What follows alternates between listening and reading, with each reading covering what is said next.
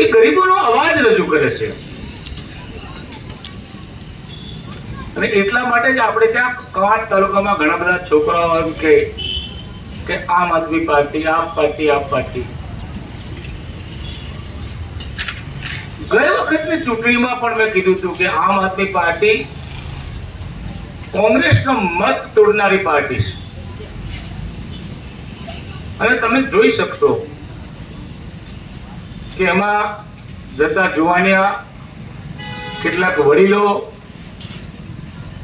શા કારણે જાય છે એનું સંશોધન કરવાનું અમારે રહ્યું. પણ આમ આદમી પાર્ટીના કેટલાક મુદ્દાઓ એવા છે કે જુવાનિયાઓને ગમે, અને જુવાનીઓને ગમે એટલે બધા હળીઓ કરતા જાય. આમ આદમી પાર્ટી દિલ્હીમાં હારી ગઈ. પંજાબમાં વરસાદ પડ્યો અને ભલભલાને ડૂબાડ્યા એટલે આમ આદમી પાર્ટી પણ ત્યાં ડૂબી જવાની. ત્યાં નવા સમીકરણ થવાના. ગુજરાતમાં પણ નવા સમીકરણ થાય એટલા માટે આપણા રાહુલજી ગુજરાત ઉપર સવિશેષ ધ્યાન આપી રહ્યા છે. મહિનામાં એકાદ બે આંટો મારે છે અને અમને જે શિક્ષણ આપે છે, શિક્ષણ આપવાની સાથે સાથે અમને પણ દબડાવે છે કે તમે આ કરો, તમે આ કરો, તમે આ કરો. એટલે એ જ કરવા માટે આપણા પ્રમુખ શ્રી જ્યાં સુધી અહીં નહીં આવે ત્યાં સુધી તે પહેલા નું કામ અમારે કરવાનું થાય. મને જવાબદારી સોંપી છે દાહોદની, દાહોદ ને મહીસાગર. મેં કીધું તો મને ઉદયપુર જિલ્લાનો હરકું કરવા દો. ઉદયપુર જિલ્લો હરકો થશે તો પછી દાહોદ નું મહીસાગર નો મેં કરશું. અને એટલા માટે મેં દાહોદને હમણાં બાજુ પર રાખ્યું છે. પહેલે પોતાનું ઘર હરકું કરીએ એમ કરીને આજે શરૂઆત કરી છે આપણે. અને શરૂઆતને આ પહેલી મીટિંગમાં સન્માન અને ચર્ચામાં તમે બધા ભાગ લીધો. ઘણા બધા યુવાન છોકરાઓ છે, એમના મનમાં પણ ઘણી બધી વાતો હશે. યુવાનોને શું જોઈએ? નોકરી રોજગાર જોઈએ. નોકરી રોજગાર આપવા માટે દેશના વડાપ્રધાને એવું કીધેલું કે મેં દર વર્ષે 2 કરોડ નોકરીઓ આપીશ. કોઈને આપી છે ખરી આપણી બાજુવાળાના કોઈને? ખેડૂતોના દેવા માફ કરીશ એમ કીધું તું, દેવા માફ નથી થયા. ઘણી બધી યોજનાઓ સરકારે જાહેર કરી અને આપણા સુધી પહોંચી નથી. પરિણામે આપણો ખેડૂત સમાજ, શિક્ષિત યુવાનો બેકાર થઈને ફરી રહ્યા છે. અને એટલા માટે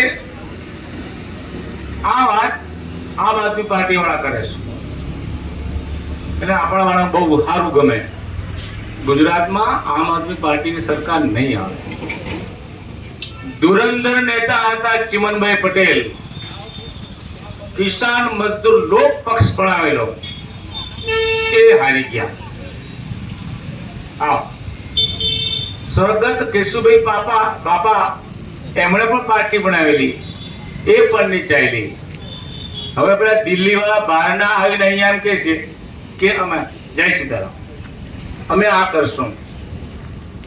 એ લોકો જોઈ ગયા છે કે આદિવાસીઓને અંદર ભાગ પાડવાના, ભાગ પાડીને ભાજપનું શાસન કેમ થાય એના પ્રયત્નો કરવાના. અને એમાંથી આપણે ચેતવાની જરૂર છે. અને ચેતવા માટે જ આ મીટિંગ કરાવી છે. અમે બધે ગામડે પાછા જવાના. અમે સિલેક્શન, તમારો તાલુકા પંચાયતનો સભ્ય કેવો હોવો જોઈએ એ તમારા 5 ગામના, 8 ગામના, 6 ગામના આગેવાનો ભેગા થઈને નક્કી કરે. મારો કોઈ હગો હોય તો તેનું મેં નામ આલું, તે નહીં ચાલે. કોંગ્રેસને બેઠી કરવી છે તો કુરબાની આપવી પડશે.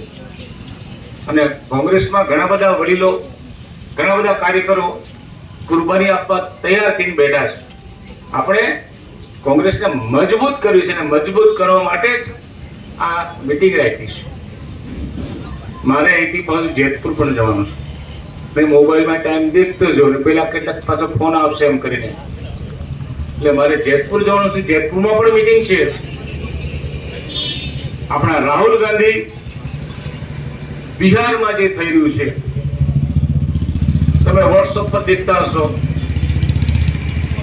ભાજપ વાળા છેલ્લા લાંબા સમયથી ગુજરાતમાં અને દેશમાં કઈ રીતના શાસન હડપ કર્યું, મતો ચોરીને,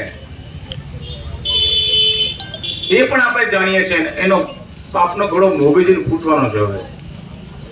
ત્યારે આપણામાંથી કોઈ ડગુમગુ હોય તો ડગુમગુમાં નહીં થવાનું.